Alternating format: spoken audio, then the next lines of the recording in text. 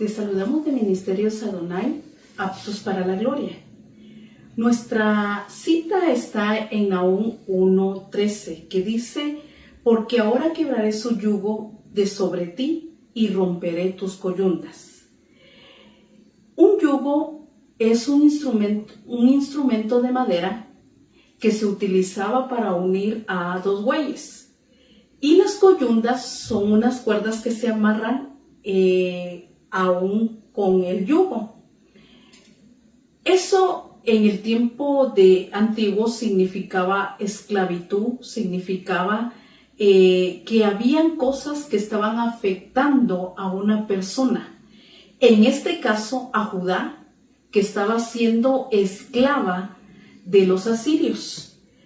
Pero yo quiero recordar el momento que el Señor libertó a los israelitas. Dice que cuando Israel llegó a Egipto, ellos llegaron porque José era el gobernante en ese tiempo. Llegaron en ese momento y todos iban contentos, todos iban felices, hasta el papá de José en ese momento.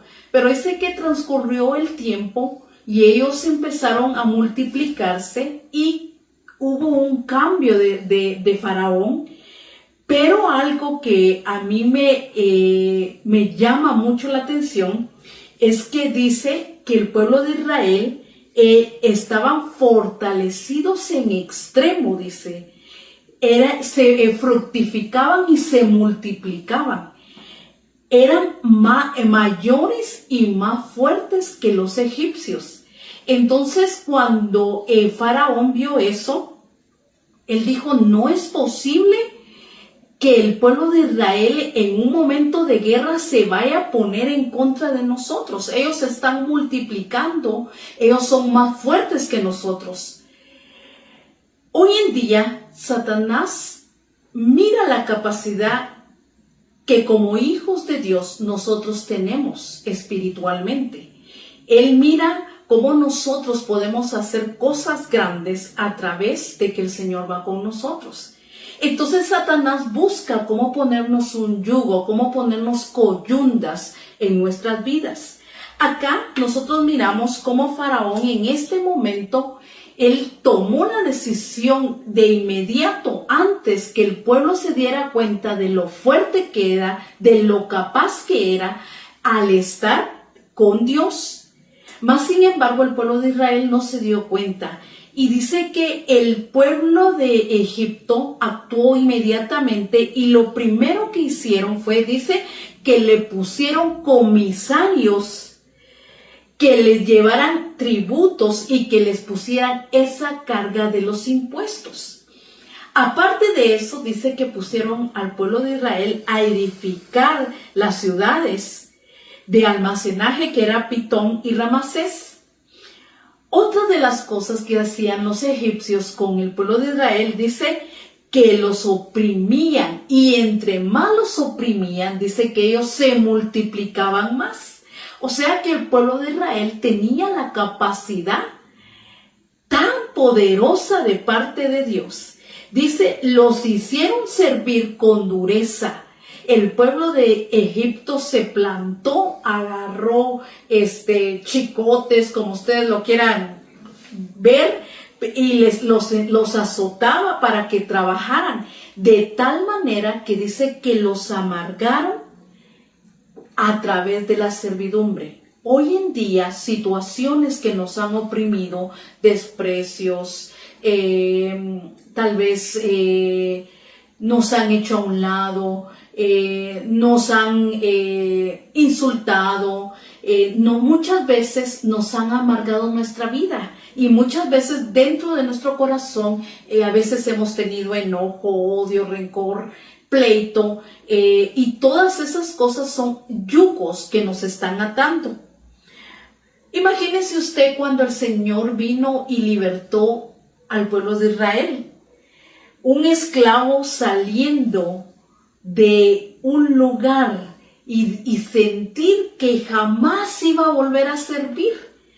El Señor utilizó la vida de Moisés para llevar esa libertad. Dios sacó a los hijos de Israel de una amarga esclavitud y los libertó y les dio dignidad. Me impresiona tanto porque lo mismo hizo Cristo con nosotros. Él dio su vida en esa cruz del Calvario para que nosotros fuéramos libres de todo pecado. El Señor nos ha dado la libertad para que nosotros podamos de verdad vivir en Él plenamente. Él nos ha dado un poder para que podamos en cualquier momento tomar ese poder y hacerlo eficaz cuando se requiera. El Señor le habló al pueblo y le dijo en Levíticos 26:12, dice: y andaré entre vosotros y yo seré vuestro Dios y vosotros seréis mi pueblo. Esa era una promesa que el Señor le dio al pueblo de Israel. Cuando ellos llegaron a este lugar, dice que le habló Dios a Moisés y le dijo: toma a 6 tribus y que vayan al monte de Gerizim y 6 tribus que vayan al monte de Ebal, y allí vas a declarar las bendiciones para el que me siga, las bendiciones para el obediente, para el que siga mis mandamientos, y en el otro monte vas a declarar las maldiciones que vienen para los desobedientes, para los que me deshonren, para los que se aparten. En este caso, lo que le estaba pasando a Judá aquí en Nahum era porque se había apartado del Señor. Había empezado a adorar otros dioses y no les importó el dolor que le causaban a Dios, el haber cambiado esa gloria que Dios les había dado. El Señor les dice en Levítico siempre: yo Jehová vuestro Dios, que os saqué de la tierra de Egipto, para que no fueseis sus siervos, y rompí las coyundas de vuestro yugo, y os he hecho andar con el rostro erguido. Qué especial ha sido Dios para con nosotros. Desde el principio, en Efesios 1:4 dice que antes de la fundación del mundo Él nos escogió, Él nos llamó para que fuésemos y estuviéramos delante de Él y le pudiéramos servir. Es una gran bendición ser parte del reino del Señor, pero también es una gran bendición que nosotros tengamos la capacidad de reconocer que somos pecadores y que continuamente le fallamos al Señor, y el Señor está con nosotros para podernos ayudar, y Él nos dice: yo quiero romper esas coyundas que Satanás puso en tu vida, yo quiero romper esos yugos que están en tu vida. Y que muchas veces nosotros decimos: bueno, pero ¿de qué manera? El Señor ha hecho un pacto con nosotros, y es bien importante que nosotros entendamos y tengamos bien claro cuál es el propósito del pacto. Uno de los propósitos del pacto es que si nosotros obedecemos, el Señor va a estar con nosotros a través de la obediencia y la santidad. Son cosas importantes que muchas veces en el pueblo de nosotros no se maneja. La santidad. Muchas veces perdemos la santidad por agradar al hombre. Perdemos la santidad cuando dejamos de buscar a Dios y escuchamos a Satanás. El Señor quiere que nosotros nos apartemos y seamos dignos de Él. Pero ¿de qué manera el Señor promete ayudarnos? Y Él dice que Él va a estar con nosotros, cualquiera que sea nuestra situación. Ahora Pablo pone un énfasis en Gálatas 5:1, lo vamos a leer, y dice Gálatas 5:1: estad pues firmes en la libertad con que Cristo nos hizo libres, y no estéis otra vez sujetos al yugo de esclavitud. El Señor lo que pide como pueblo, que estemos firmes en una fe, firmes en una libertad. El Señor nos hizo libres, como les decía al principio, a través de la cruz del Calvario. Y Él ya no quiere que nosotros estemos sujetos a esa esclavitud. ¿De qué manera muchas veces nos esclavizamos? Cuando nosotros tenemos odio, cuando nosotros tenemos rencor hacia otra persona, cuando nosotros tenemos pleito, cuando nosotros no dejamos que el Señor obre en nuestra vida, en nuestro carácter, nos esclavizamos con todos los frutos de la carne, donde habla que los pleitos, las iras, las contiendas, las divisiones, las disensiones, muchas veces nos atrapan a nuestra vida. Por eso es importante la primera regla, que es estar firme en la fe. Es importante. ¿De qué manera nosotros vamos a estar firmes? Nosotros podemos estar firmes cuando leemos la palabra, cuando nos alimentamos a través de la palabra, y podemos nosotros crecer y saber lo que Dios puede hacer a través de la palabra. La forma que el Señor quiere que nos mantengamos libres es velar siempre. Vamos a leer en Corintios, Primera de Corintios 16, 13. Dice: velad, estad firmes en la fe, portados varonilmente y esforzados. Una de las cosas que nos van a hacer mantenernos en la libertad y no regresar a ser esclavos es velar, estar firmes en la fe, esforzarnos. Llegan momentos que son difíciles para nuestra vida, llegan momentos que nosotros sentimos el rechazo de algún hermano, la crítica de alguien, pero el Señor nos dice: pórtense varonilmente, pórtense, porque yo estoy con ustedes, yo no los voy a dejar. Entonces, que Él pide que nos esforcemos, pero ¿a través de qué? Cuando nosotros velamos, vamos a poder esforzarnos.